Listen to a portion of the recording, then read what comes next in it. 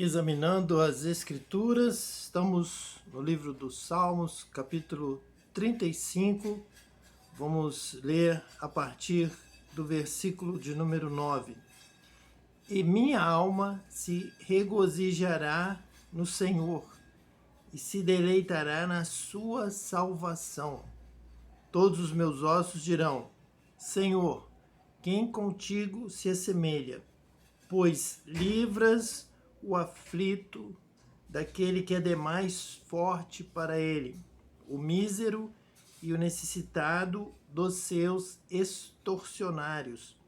Levantam-se iníquas testemunhas, emergem de coisas que eu não sei, pagam-me o mal pelo bem, o que é desolação para minha alma. Quanto a mim, porém, estando eles enfermos, as minhas vestes eram pano de saco. Eu afligia minha alma com jejum, e em oração me reclinava sobre o peito. Portava-me como se eles fossem meus amigos ou meus irmãos. Andava curvado, de luto, como quem chora por sua mãe. Então nós temos aqui em primeiro lugar o versículo 9, nos falando sobre a alegria da alma, a alegria da salvação, o deleite na salvação do Senhor. E nós já observamos que quando o livro dos Salmos fala de salvação, nós estamos observando que ele se refere à salvação diária, a vida que continua, a vida que prevalece sobre a morte.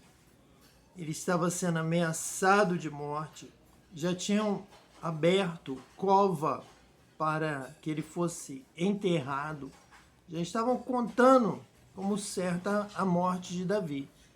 Então, quando o Senhor o livra dos seus inimigos, o Senhor opera a salvação. A princípio não é uma doutrina sobre salvação eterna. É uma doutrina, é uma revelação sobre a salvação diária, a salvação da vida, o resgate da vida, até mesmo da qualidade de vida, resgate da alegria. A alegria do Senhor é a nossa força.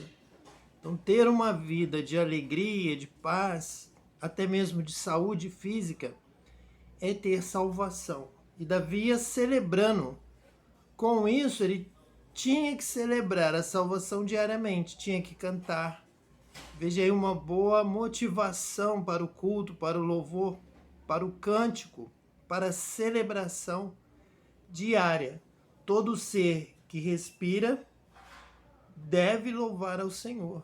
Então, cada manhã que você vive, está respirando, é uma manhã de louvor, é mais um dia de vida, é mais um dia de salvação, é um dia de celebrar a Deus pela vida.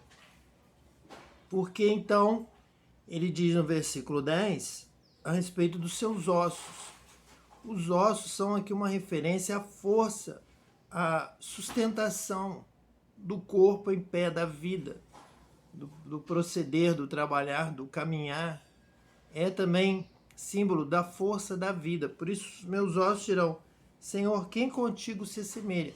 Porque o Senhor sustenta os nossos ossos. Jesus faz algumas referências aos ossos, porque os salmos tomam esta figura do osso como aquele que, formando o esqueleto humano, sustenta de pé. É também sinônimo de força, de resgate, de fortalecimento dos céus, é então sinônimo de salvação. Deus resgata o aflito, o mísero, o necessitado. Então Deus, ele se coloca como amparo do mais fraco, do oprimido, do necessitado. Deus está constantemente nos avaliando, nos julgando diariamente do céu. Ele julga a nossa força. E quando ele encontra o fraco lutando, o fraco se esforçando, Deus abençoa, Deus coloca ao lado deste. Deus escolhe alguém contendendo com o outro, Deus escolhe o justo, o reto, o necessitado, o mais fraco, e Deus o ajuda, Deus fortalece. Então Deus está sempre atuando no meio da sociedade humana, dos relacionamentos humanos, escolhendo alguém para ajudar, para se colocar do seu lado. Deus vai se colocar ao lado do pobre, do aflito, do oprimido, do explorado, do extorquido.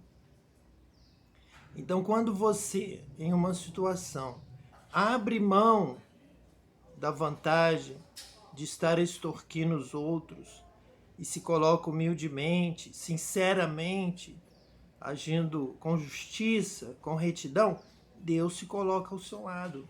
Você é o escolhido de Deus. Deus escolhe o justo.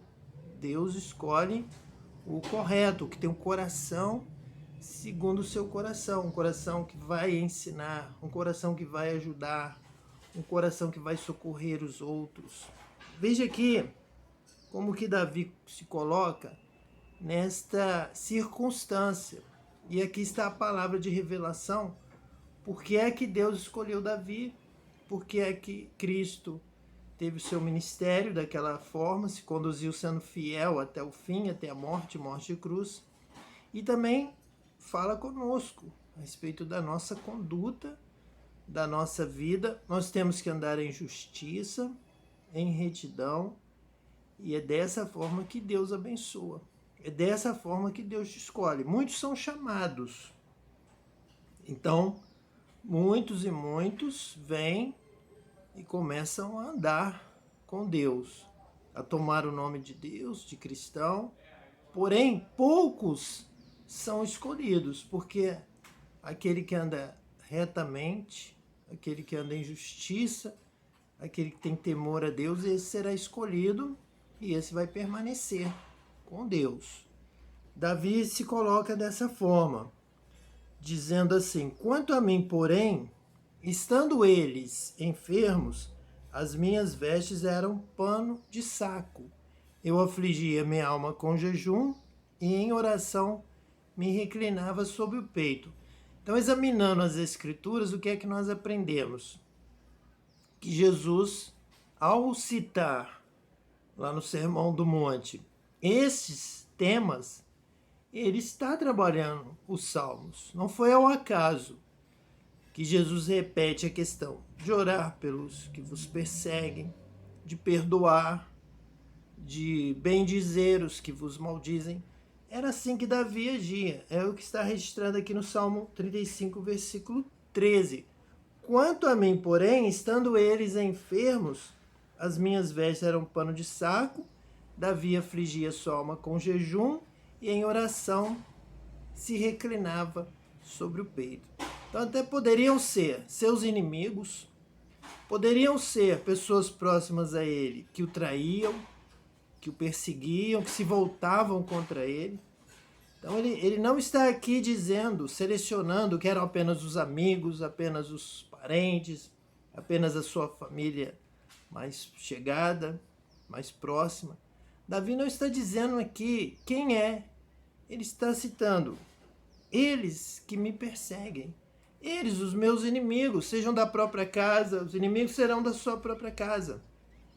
Alguém pode ter feito um estudo deste Salmo 35 e perguntado e inquirido, examinando as Escrituras, a quem Davi está se referindo. Eles enfermos, quem eram estes a quem Davi se refere? Davi não cita, Davi não menciona. Ele diz que podem ser qualquer um, pode ser o seu pior inimigo, pode ser o estrangeiro, não precisa ser da nação de Israel, não precisa ser da descendência do seu pai ou da sua mãe, todos. E aqui, como no Sermão do Monte, Davi estava se referindo a abençoar, orar pelos inimigos, pelos que vos perseguem, seja eles quem for. E também a respeito de jejum e oração, da importância. Então Davi já tinha aprendido a jejuar e orar Nós não fomos aprender nas Escrituras apenas lá no Evangelho, Jesus falando sobre jejum e oração. Jejum e oração já é uma prática da Torá, é uma prática dos Salmos, é uma prática dos profetas. Então, neste caso, esse jejum é bem recebido. Nós vamos falar sobre o jejum que agrada a Deus e o jejum que não agrada a Deus. Então, esse jejum de Davi, se ele está jejuando pelo que o persegue, pelo seu inimigo que está sofrendo, que está enfermo, obviamente, esse jejum que Davi menciona é agradável a Deus. Que você ore, jejue pelo seu inimigo. Então, no versículo 14, ele diz assim: portava-me como se eles fossem meus amigos ou meus irmãos. Andava curvado de luto, como quem chora por sua mãe. Então, não era sua mãe, não era o seu irmão, não era o seu amigo. Eles eram pessoas de fora, eram pessoas estranhas. Eram seus adversários políticos, eram alguns que se levantavam contra ele. Mas também muitos irmãos de Davi se levantaram contra ele. Muitos amigos de Davi, ele mesmo menciona isso em vários salmos, que aquele que estava comigo à mesa levantou contra mim o seu calcanhar. Jesus vai citar esta palavra, ou o evangelista vai citar, vai mencionar que ali se cumpriu a profecia do Salmo na vida de Jesus. Está ali relatado no Novo Testamento. Então, Davi também menciona, isso aconteceu com ele, isso aconteceu com Cristo, na pessoa de Judas Iscariotes, isso também acontece conosco. Muitas vezes nós estamos nos alegrando no Senhor, louvando, bendizendo, e alguém está ficando irritado, alguém não está gostando do que está acontecendo, pois percebe que Deus está nos abençoando, Deus está nos escolhendo, Deus está nos inspirando. E assim como aconteceu com Davi, com Cristo também acontece conosco. E o diabo lança ali uma palavra maligna, lança ali um pensamento de morte, de perseguição, e a pessoa se deixa levar por isso, dá ouvidos à serpente, como ali o primeiro casal no Jardim do Éden, e começam a perseguir a obra de Deus, o homem de Deus, o profeta de Deus, como fizeram com Davi, como fizeram com Cristo. Mas nós vamos orar pela sua bênção, pelo seu batismo com o Espírito Santo, para que você seja um servo, uma serva de Deus, abençoado, esteja orando, que você também esteja jejuando pelas nações, pelos governantes, pelos seus inimigos, pelos que te perseguem, pela sua casa. Você seja usado com amor, o mesmo amor que Jesus teve por nós, morrendo na cruz do Calvário, que esse mesmo amor haja em nós, esteja em nós, para que possamos estar orando, jejuando, intercedendo por todas as vidas em todas as nações da terra. Oremos. Senhor, em nome de Jesus o Cristo, nós clamamos agora por esta vida, para que ele receba a bênção, a salvação, a vida eterna, tenha os seus pecados perdoados, Senhor, seja livre de todo mal, de toda operação diabólica, de mentira, de engano, de ciúme, de inveja, de porfia, mas que ele, Senhor, receba o dom do Espírito Santo para que também seja usado por Ti, tenha a Tua sabedoria, tenha a Tua paz, a Tua alegria, Senhor.